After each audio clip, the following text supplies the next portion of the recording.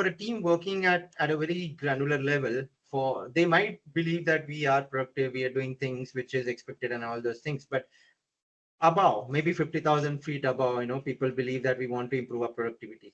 How do we map up this? How do we ensure that as an enterprise agile coach, we map it to at the ground level? Wonderful question, because indeed people always ask us this question. Yeah.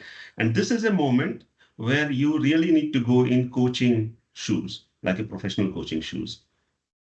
You need to really ask deep questions, understand the real concern, the real needs. So it's not about, okay, I want more productivity. Can we have better velocity? Can we have better flow time? Can we have better time to market? We can, we may not. So I don't know. No one knows. But as a coach, in place of jumping to some of the potential solutions so that your stakeholder is happy, is not very good idea. Rather, this is a moment when this is a very, very nice moment to go for deep conversation. How does a day of a Enterprise Agile Coach look like? What do the Enterprise Agile Coach get into in a day-to-day activities? Be it, is it change management or setting up the culture or coaching the leadership team? So how does a day of an Enterprise Agile Coach look like? Super, very nice question. So I would say a sizable amount of time of day should go in thinking. If you are continuously rolling throughout the day, there is some problem. Because if you remember those three important KPI, are we shifting? Is improvement happening?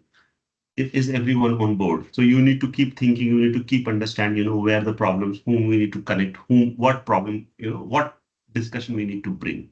So a lot about, preparing next conversation with right leaders, right department head, right people is very, very important.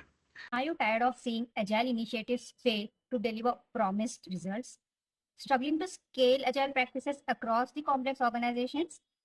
We will explore the strategic role of enterprise agile coaches in driving the innovations, improving performance, and achieving lasting business successes today. From navigating organizational politics to fostering a culture of continuous improvement, enterprise agile coaches are essential for navigating the challenges of agile transformation. In this episode, we will delve into the latest trends of best practices and discover how agile coaches can truly make the difference. So today, to talk about enterprise agile coaching, we have Vivek Sinha as our guest. Vivek is a seasoned agile evangelist with over 20 plus years of an experience in the IT industry.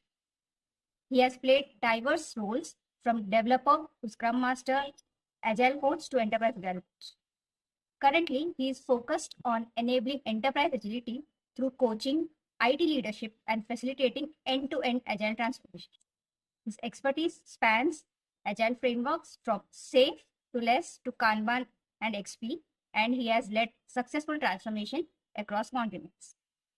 With a passion of training and development, he has certified over 3,000 individuals in agile and technology stacks.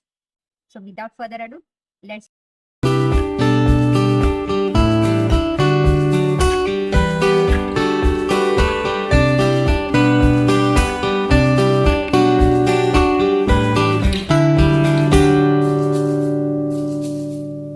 Hello, Vivek. Welcome to the podcast by Agile Coaching Roundtable. It's a great pleasure having you on our show. Thank you so much for joining us today. Thank you. Thanks a lot for having me here. It's my privilege. Okay, so today we want to have a conversation with you on the topic Enterprise Agile Coaching. So basically, kind of a 101 of Enterprise Agile Coaching to understand what does actually one do when we say the EAC or Enterprise Agile Coach, and some of the basic stuff about Enterprise Agile Coaching. So to begin with, for a beginner's perspective, what is the primary role of an Enterprise Agile Coach within the organization? How does their role differ from traditional Agile Coach? Wow, this is really nice question, because if on LinkedIn, we see many people write Enterprise Agile Coach and someone writes Agile Coach, and in day-to-day language, we speak this, and people often get confused. What is difference between these two? And then we also talk about team coach. So it's a really nice question, good question to start with. And then I'm thinking how to take it up. What I'm going to do, I will share a slide, just one single slide, just to, maybe to give a little bit more meat around the bone. Yeah. So, Yeah. So before we jump to, what Enterprise Agile Coach, does versus other Agile Coach or Team Coach, why we need these different types of coaches? Why don't one single Agile Coach and then everything is done? And that actually single Agile Coach works very well for a smaller size organization. If like, size of organization is okay, one person can do it perfectly fine. But the moment we start to move at scale where you have like multiple departments, multiple lines of business, so it's like then complexity start to emerge. And then what we do in such case, like if I show you here, if you look at enterprise, what enterprise does, basically enterprise role is to keep thriving, keep growing, keep progressing. And for that, there is continuous strategy. So it's not like one strategy with changing time and changing market, always ready for future. So where strategy and governance around strategy happens. But eventually, those strategies need to be realized through investment on right thing, through right initiatives, and where portfolio or different lines of business or initiatives start to happen. And then eventually there are teams, and team will work on it, like a basic building block of any organization. Since you see, like there are, three different level. There is level of team or teams, 2, 3 teams. But then there is like, big initiative, programs or portfolio. And then there is the whole organization itself. And because of this structure, there's need of these three types of coaches. So team coaches, and to know more about what Enterprise Agile Coach does normally, Mm-hmm.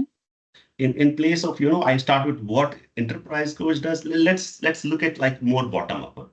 So because we all know about it, so it will be easy to connect.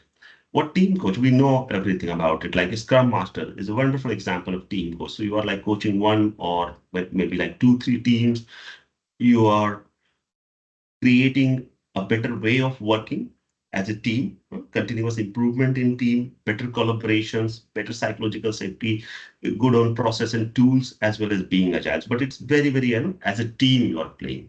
And then as a coach, you are very good in frameworks which apply at team level, like Kanban, Scrum, some of the good practices, very good facilitations, design thinking, etc. But then as we continue to progress, you will find like, more like program level coach or agile coach, where you will see, someone coaching teams of teams. Like in case of SAFE, there will be called train. In Spotify model, we have tribe. In some cases, we have department, but eventually we have team of teams or multiple tribes or multiple trains. And then you still need sub coach who can bring collaboration at a scale. How different teams or department will talk to each other, how this collaboration can be better, how agile way of being, agile way of thinking can be applied here on the governance and everything. So such coach will be like expert in lean agile practices on different frameworks. Of course, facilitation, coaching, basic skills apply everywhere. But the more we move to enterprise agile coaching, then we start to see, someone who is coaching at enterprise level. So it's really not necessarily about agile thing, but really talking to everyone in organization. How you hire people, for example, how you do performance assessment of people, your line management. Your line management is very well aligned with delivery, or it is more metrics organization. It's more of an HR and leaders role, but as a coach, you participate in such discussion. How you cut your portfolio further into more nimble structure. How you invest on certain things, like your process for investment. So it's really, a moment when you are more involved into competency development of organization itself, like organizational core competency, bringing continuous learning culture, being agile leadership, being a more nimble way of solution delivery, etc. So this is how, this goes. Oh, wow. Maybe to begin off with, I would say there are a lot of questions. Maybe I think, but I'll start. maybe at a very basic level, where you spoke about an enterprise agile coach helps at an organization level to redefine competencies, maybe with starting with an example. Maybe he won't function, or he or she won't function as an HR, but he or she would be still contributing to ensure or to set up certain aspects of, maybe, the hiring aspect, or maybe just for an example, how are we evaluating the performance of individuals and all those things, right? So maybe what are those different competencies that you believe that an enterprise agile coach at maybe should be or has to ensure that this becomes the key impact area for an EAC? Wonderful, wonderful. That's a very, very nice question, Vivek. So in high level, I would say like 4 different categories of skills. Okay, since you are working at enterprise level, having the corporate experience, how organization works is very important. And you are not just thinking it from delivery perspective. So being a agile coach or program or train or tribe level coach, knowing how delivery happens, how my train functions is sufficient. But how actual business work, how organization work is a complete different thing. It means how your product department work, how your operations work, and not just IT operations, but business operations, how your HR functions work, how your sales work, how your IT work.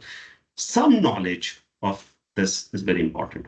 As an enterprise coach, one of your responsibilities, even without saying it, is to create minimum common language across all these functions. Someone coming from hardcore HR background, complete people from what people from procurement and supply management, vendor management. Now, organization is doing IT delivery. Service provider like companies of Capgemini, TCS of the world are providing services. They are working in agile way, but their contract may be in old traditional way. So there will be friction. For example, I'm just taking one example. So here you will see a role of enterprise coach who is bringing this vendor, this delivery leaders and procurement and vendor management people and facilitating conversation that how our contracting module and KPIs can change to more agile contracting. Another example. So in nutshell, one of the core skill is knowing organization, different department. Again, at high level, you do not need to be expert. You cannot be like an expert on everything.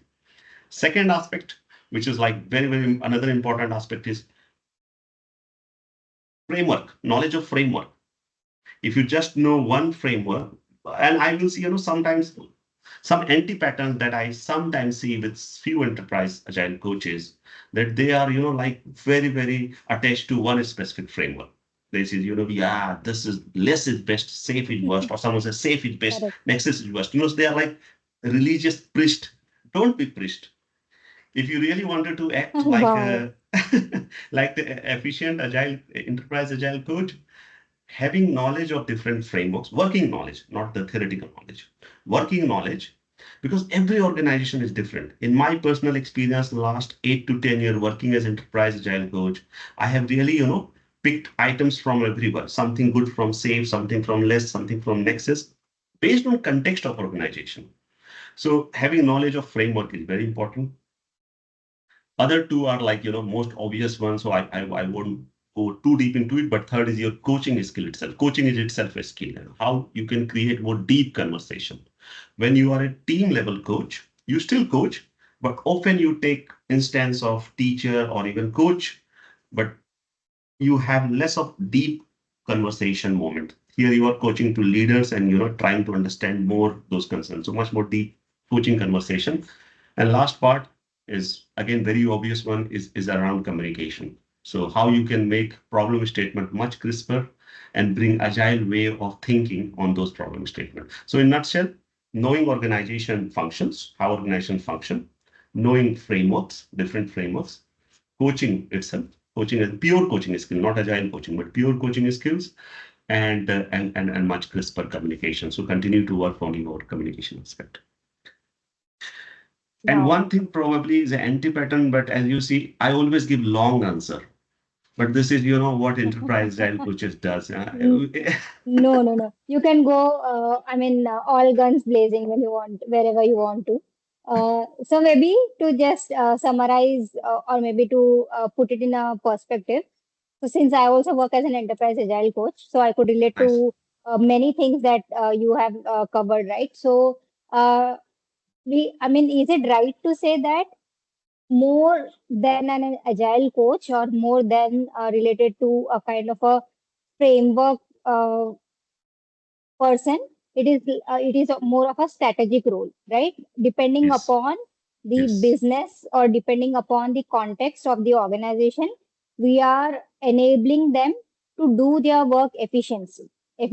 Absolutely. It could be in any context, right? And here, agile becomes only a small part of a larger scheme of things, right? So, as you rightly mentioned, it is not just a agile coach; it is a coach in general, or maybe consultant Beautiful. or guide or mentor in general, right? So, wherever the organization needs our help or support, or to bring that efficiency in terms of doing what they are doing is what the enterprise agile coach does the job, right? Absolutely. Absolutely. You summarized it or added very nicely, Ramya.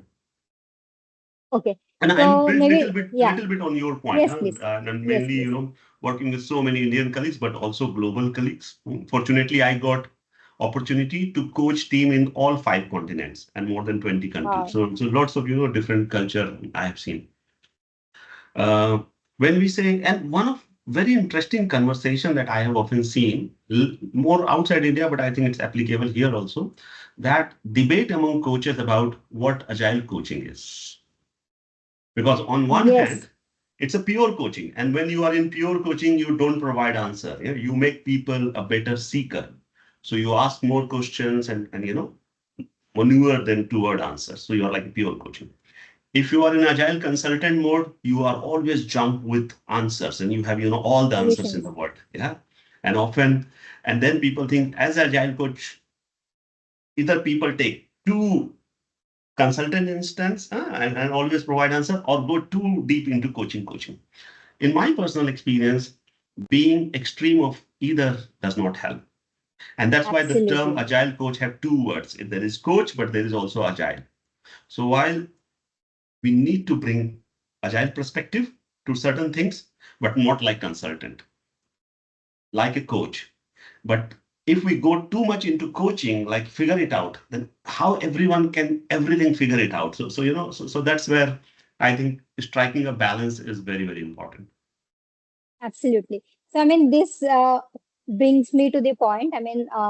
One of our previous podcast guests, Bob Gallen, I'm sure you must be knowing him. Yeah. Uh, So he clearly mentioned this differentiation in our podcast. I happened to check this very specific question.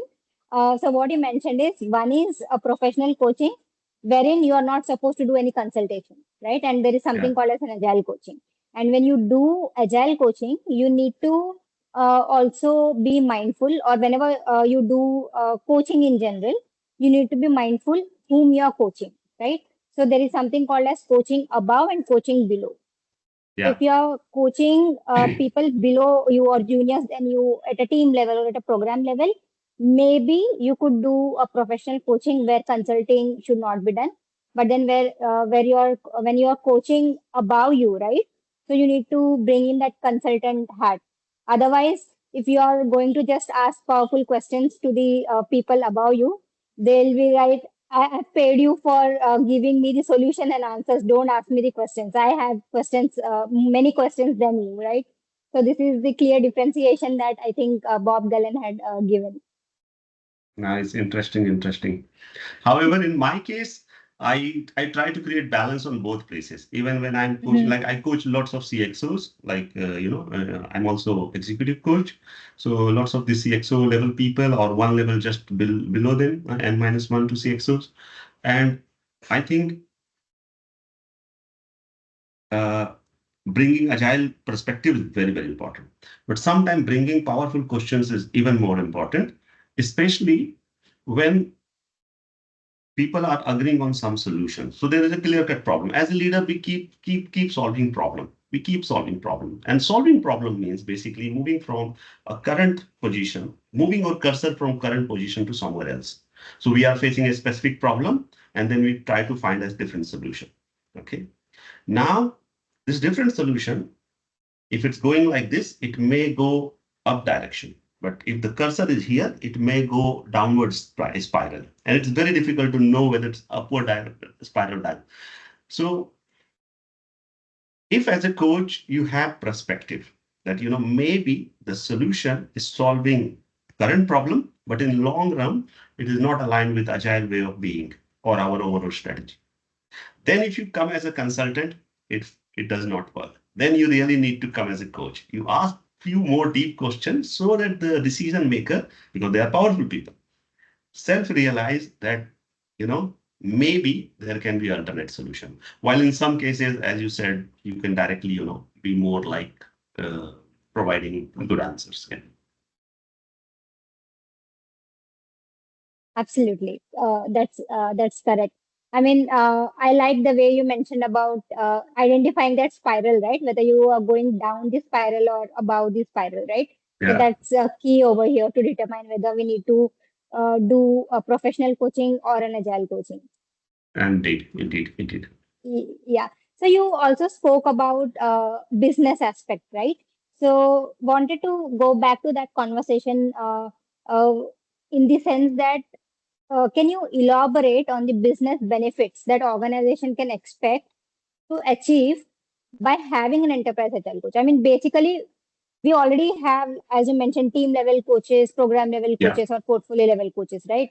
Then Yeah. why do we specifically require enterprise agile coaches, and how can organizations benefit in their business having these coaches? Super. So, and I will connect it with some of the success criteria for Enterprise Agile Coach. When we think Enterprise Agile Coach is successful, and then I will connect with your question. Because to me, even whether this has been said or contracted or asked or not, I think there are three parameters that I look as a success. Device disconnected. No device connected. Sorry. Is my voice continue to come well? Yeah. Okay. There was some. Okay. Sorry. Yeah. So I was saying, I personally treat three factors, and one of those three factors is when everyone is onboarded. So often you start agile journey, and agile journey takes a long time. You often start in one department, typically in IT or software department, and then you gradually take it to everyone. And bringing business on board is a big challenge. Many places, business continue to in some places they are, some places they are not. So that's a big. If everyone is not onboarded, there is challenge. But then to bring business on board, business also should see some benefit. Why, what is benefit for us? Why we should be going?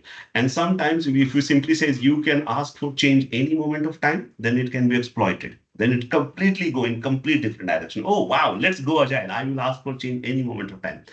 That is not the case neither. Huh? So to bring someone, again, create this common language between business and IT, I think the agile coaches play a very, very important role. In my personal opinion or experience, many places where I see the big resistance from business or they are unable to come at common platform, that during the transformation journey, coaches or transformation leaders didn't pay lots of attention on redefining predictability. Whether it's your customer or your business, everyone look for predictability. It means, as a organization, you are much more predictable in bringing new features, new facilities, new services. Even if you say it or not say it, we expect it. New iPhone is coming, we expect new feature will come, and it's much more predictable. People expect it, and similar for other services. Now, in the traditional setup, business and IT predictability is often around output. So as a IT, you say, it's like 150 million for next year budget, and we will deliver these things. But it's very, very output. And business says, I'm giving you money, but whether delivery is happening or not. if you continue to this predictive definition of predictability, there will always be, friction. So one of the very important things which people often miss is to redefine predictability. How we can have a common conversation between them that in place of output, can we have more outcome based? Like if you wanted this product so that your customer experience will increase or customer onboarding time reduced or the drop of customer will reduce or whatever. There must be some kind of thing. Can we do this? These kind of things, I strongly believe, is the role of Agile Coach. No one else can bring such conversation. Enterprise Agile Coach. No one. I don't think. Of course, coach cannot do it. Eventually, leaders will do it. But bringing it on the table at right moment of time, triggering this discussion, making people feel uncomfortable until now that this conversation is happening, is coach role. Am I able to answer your question, or did I go into different tangent? As a coach, we all three are coach, and coaches often. So no, I think you definitely answered that question, Vivek. Maybe okay. So since you gave that example of predictability, and maybe I'm trying to relate it to my own opportunity that I'm currently working on. Now, if this is a specific situation, maybe I'm trying, maybe I should have not brought this into the conversation, but I think I'll still ask this since it's from an agile coach perspective. Now, if a leader says that, what, we want to be more predictable, or we want to improve our productivity, right? How do you think, as an enterprise agile coach, we can have that approach from because this is a very, maybe a statement which is, I would say at this point of time, ambiguous, saying we want to improve our predictability or we want to improve our productivity, right? Let's go with productivity. We want to improve our productivity. Now, for maybe for a team working at a very granular level, they might believe that we are productive, we are doing things which is expected and all those things, but above, maybe 50,000 feet above, people believe that we want to improve our productivity. How do we map up this? How do we ensure that as an enterprise agile coach, we map it to at the ground level? Wonderful question, because indeed people always ask us this question. And this is a moment where you really need to go in coaching shoes, like a professional coaching shoes. You need to really ask deep questions, understand the real concern, the real needs. So it's not about, okay, I want more productivity. Can we have better velocity? Can we have better flow time? Can we have better time to market? We can, we may not. So I don't know. No one knows. But as a coach, in place of jumping to some of the potential solutions so that your stakeholder is happy, is not very good idea. Rather, this is a moment when this is a very, very nice moment to go for deep conversation, to understand a little more about why we wanted to have this productivity, what we really, really wanted to have, how it's going to help, in which dimensions. So, and what productivity really mean here? Productivity means cost, reduction of cost per employee. Productivity means reduction of cost or overall cost of ownership. Productivity means, more revenue from the same service, which is more outward, and while the others were more inward. So once you start to ask these questions, often you will start to find, solutions also. But first we need to know what kind of productivity we are talking about. And once we have better, so it's really like design thinking. Once we are able to zero down what productivity means here, like a common, I use like 3 times these terms, create a minimum common language. So when a business leader saying, I want productivity improvement, a tribe leader may think like, it's about delivering more feature per PI. Maybe business leader is something else. It's the same word. So those deep conversation ensure we have common language. Once we have common language, we'll find. Like example of, I'll give you predictability.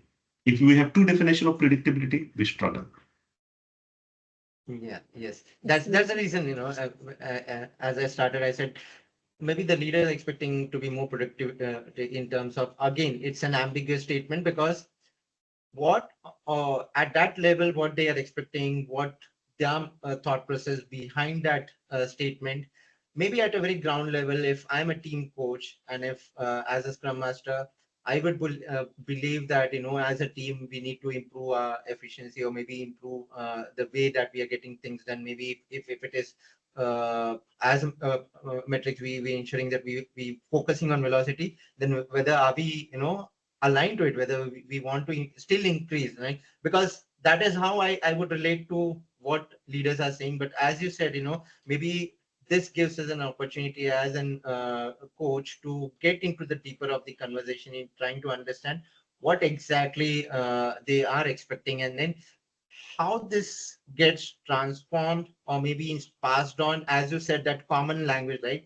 How do we utilize that common language so that everyone within the organization understands what the actual outcome that we are looking at for? Maybe the Brilliant. productivity is not the actual outcome, but there is Brilliant. something else which got translated into a different statement from the leader.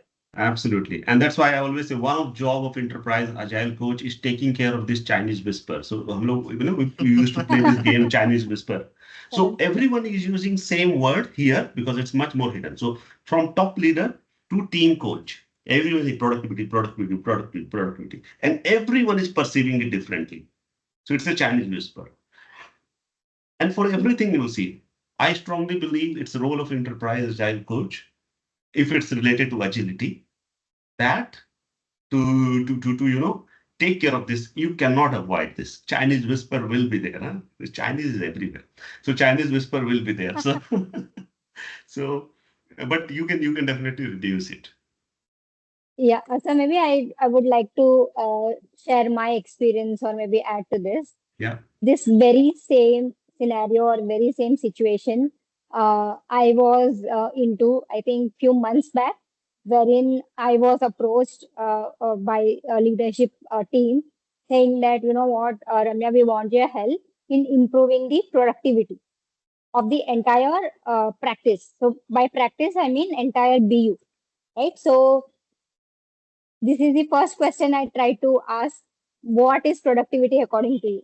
First, define Wonderful. productivity in your language. Because as we discussed, right? I mean, productivity can be different for different people depending upon their context. So then we try to find out those answers.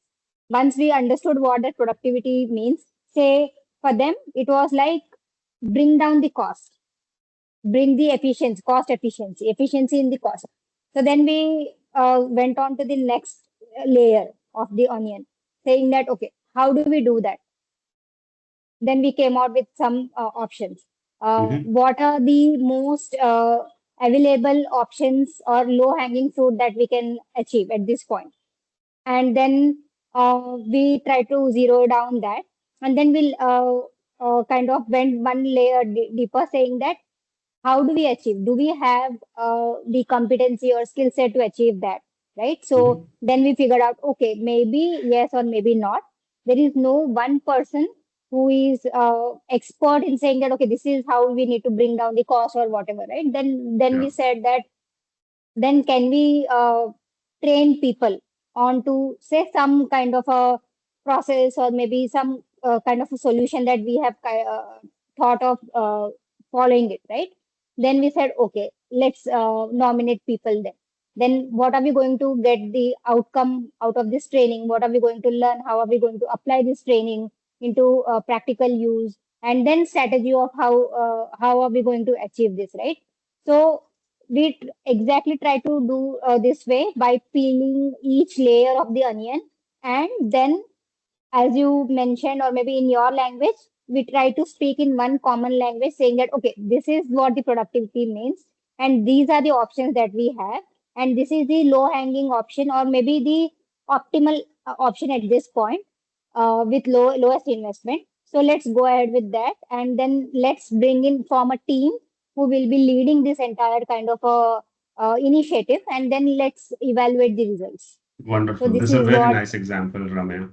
And see, if you closely look at this example, all we did, there were like two possibilities. One possibility trying to start with some solutions. because stakeholder is looking for some solution. Someone come to coach and says, hey, how can I increase my productivity? So other person is expecting the answer. You can provide answer. Second approach, you ask questions. So you are really going to coaching mode. The moment you go coaching mode, solutions automatically emerge, like you said in your example. So this is indeed. Building on the first part, I think one sometime I really feel bad about it. Often I see some coaches do lots of stakeholder management because stakeholder are paying us. We need to continue our contract, and so we try to. But then we are acting like managers. On floor, we continue to preach: be a leader, don't be manager. Absolutely. We always preach, and what I'm doing, I'm becoming a manager. So I think being self-aware that what I'm preaching, if I'm preaching about, act like leaders and not like managers, apply it on yourself also. And then automatically answers start to come.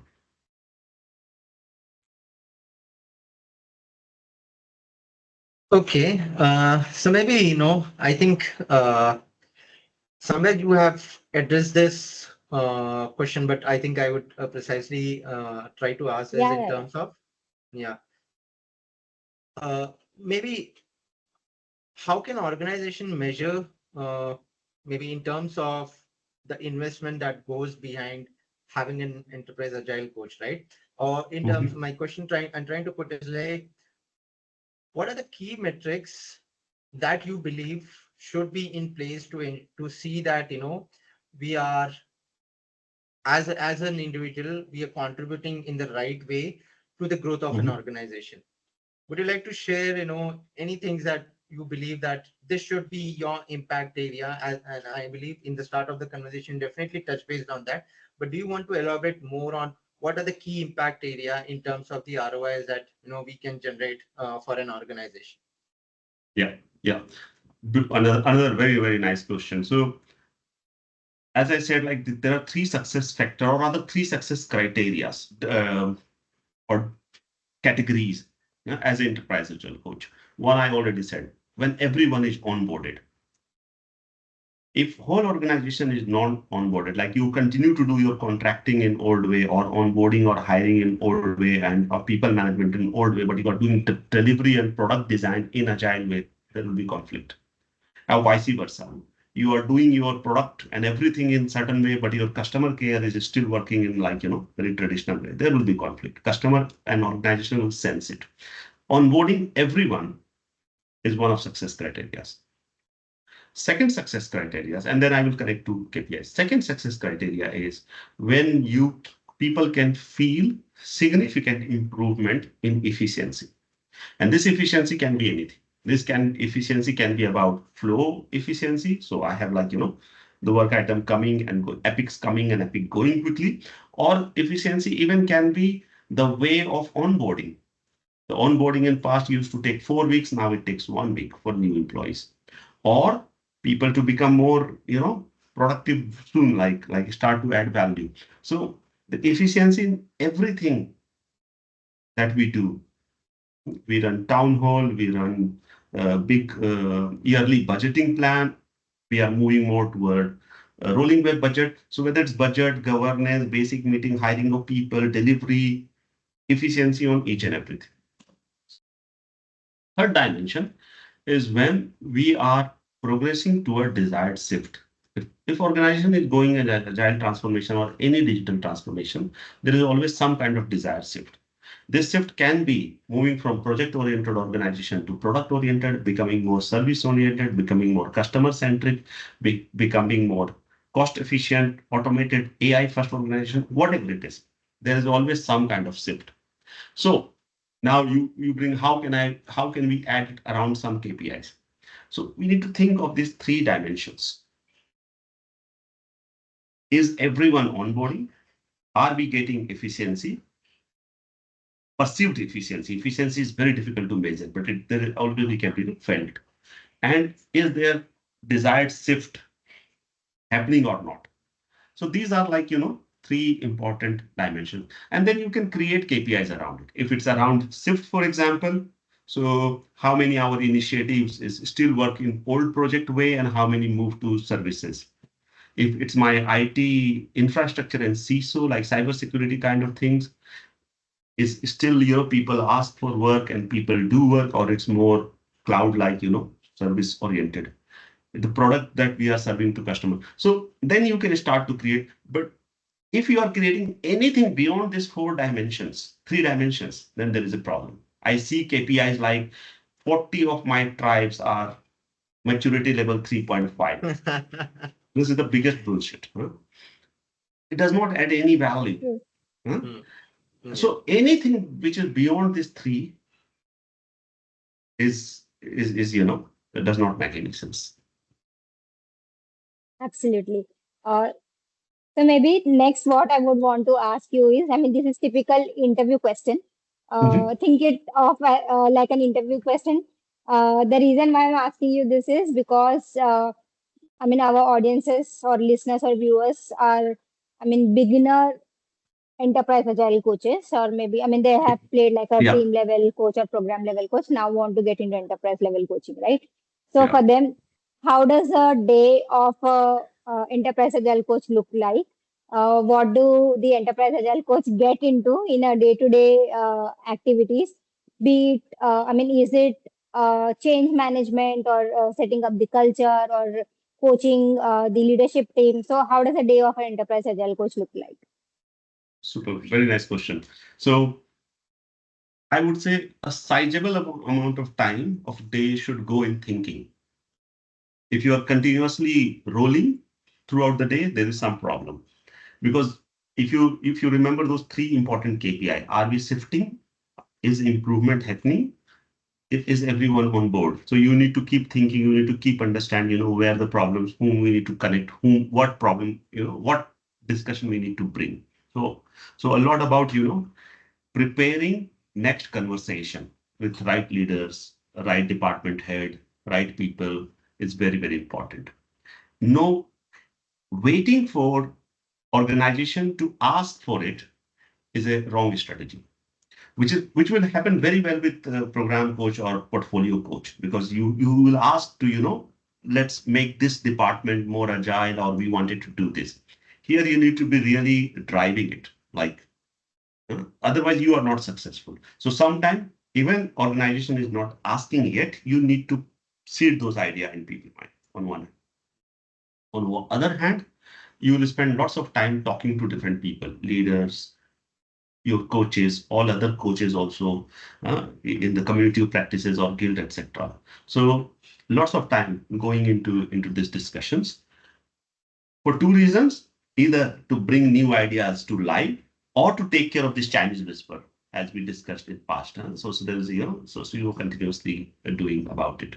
I would say like maybe 50% of time goes into this thing.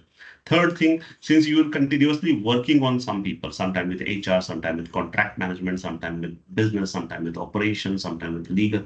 So you keep on creating some proposals or reviewing some proposals. So some amount of time, like 10-15% of your time, actually go create some nice collateral, which sounds like admin, but it's not admin. You do not need to be expert of writing, but really shaping it in a way that it's simple to understand. So broadly, these three things I see. And then of course having fun, to go talk to people, have beer. So those fun is important. Absolutely, that's the most important one. That's the most important Maybe, one. Yes. Building yeah, relationship maybe is the yes, most important thing. If you are unable to build absolutely. relationship across as a coach, it's very difficult to be successful. Yes, yeah. So maybe just to summarize what you said, maybe as you said, keeping some effort or maybe some amount of time for yourself in terms of thinking. So maybe I think that is where you take your own time to trying out strategizing something. Maybe that Yeah, goes behind the thinking aspect, and maybe where you said, uh, you don't wait for the organization to give you a direction, or maybe that is where you're saying that trying out or trying to see what are the initiatives that we can get into, what are the initiatives that we can add, or maybe bring in as a maybe if you're focusing on the culture aspect, what initiatives that will help us move on, or maybe that aspect where you said whether we are shifting, right? So Yeah. what are the initiatives that we can bring onto that? So maybe this is what I could take out from your thoughts. And Ramya, do you want to take it up? Yeah, sure. So, I mean, I could relate to what you were saying. So, I mean, again, going back to my experience, right? So, this is what I told one of my previous managers that if you don't see me even in calls all the time, or maybe you don't see me maybe attending few of the events or calls or whatever, be sure that I am doing my homework, because when I do my homework well is when I would be able to guide teams or leaders or maybe people from different departments efficiently, right? So lot of time goes into my preparing myself, or maybe goes into doing my homework, because it's not that there is certain kind of a rule book that we say, okay, for this kind of a problem this is the solution, or this kind of a problem this is the solution. Indeed. We need to figure that out, what is going on the ground, and then maybe come up with think about some kind of a process or a solution, or maybe some thought process before I get into a call. So this is what I try to maybe kind of a working agreement, so to speak, that I have with my managers or maybe my leader, saying that though you may not see me often into calls or maybe attending some of the meetings, be assured that a lot of time goes into thinking and doing my And it's homework. very important indeed. And why? Because more we think, as you said, we will be able to give right recommendations. And long back, this is what I learned, and that helped me become more executive coach. Like I'm coaching lots of leaders. When people go and talk to leader, there are like three types of conversation that normally happens. One is you are giving lots of status. People are giving like status, what's happened, what is happening, where we are, so kind of reports. In some cases, people go and ask for feedback. So this is what we are going to do. Do you have any feedback, any suggestions, or asking help? So either you are providing lots of information, or seeking help, or asking for feedback. Then third scenario is when you give recommendation to leaders. Long back when I was like, very close to one of CEO of a big organization, and he told me once, Vivek, you know what? I spend around 14 hours every day on meetings, back-to-back meetings, from morning 8 till late night, US, and so lots of time meetings. And then most of meetings are status update or feedback and review of this and that. What we strive for, what we are hunger for, what is our hunger? What the recommendations? We are not on floor. We don't know what exactly happening on the floor. And then what we continuously seek in those meetings is some recommendations, because we don't have time to read, we don't have time to go to floor, talk to people, think, and come up with recommendations. So our thinking time is during those call itself. And that's strike me a lot, and that's really helped me personally. Every time I go and talk to, I always said one-to-one with all big leaders as a coach. The very first thing I say is, I need your time. If you are unable to give me time, don't hire me as a coach. Even if someone is like, CXO level, it doesn't make sense. And I make use of that time by definitely going up with some recommendation. And then they start to see value. So indeed, those thinking time and giving recommendations as a coach, or for any individual, is really important. Absolutely. So maybe last two questions. Yeah. So, I mean, one is, think of it as I'm one of the audiences and I'm speaking for them, I'm representing them. Say if I'm a team level coach or a program level coach, right? How do I get into enterprise agile coaching? So what do I do so that I move one ladder up and say that I'm getting into the enterprise agile coaching? Super. So if someone is already team coach, or so one thing I assume, that person loves coaching. Yeah, coaching work. If you are not in love of coaching work, then don't plan to go further ahead. There is always moment of fork. It's always like why, so one can change. But if you really like, because more you go for enterprise level coaching, there will be much more deeper coaching conversation, much more deeper coaching conversation than when you are a team level coach. So if there is, this passion for coaching, go for it. And then kind of we touched upon it, create some traits as like more coaching skills. Don't be afraid of, like in Indians, we have like lots of mind of hierarchy and positions, unlike Westerns. So that's really, really bad. As enterprise coach, you will never be successful if you think like that. You need to be like absolutely bindas, go with recommendation. Like Harsha Bhogle says, when someone asks Harsha Bhogle, you do commentary with Sunil Gavaskar and these people, don't you feel afraid? If I will play with them, I will be afraid. If I'm doing commentary, I can be better than them because it's my area. Huh? So it's the coaching. Huh? Maybe leader is 20 years older than you and very super powerful person. So second thing is really being comfortable with everyone. So building this network is very, very important. And as I said, continue to learn these two things, more frameworks. You need to be subject matter expert and how organization work. So think beyond agile. While on one hand, you need to think about safe, less, nexus, or whatever framework. But on other hand, how things work together. So those continuous learning,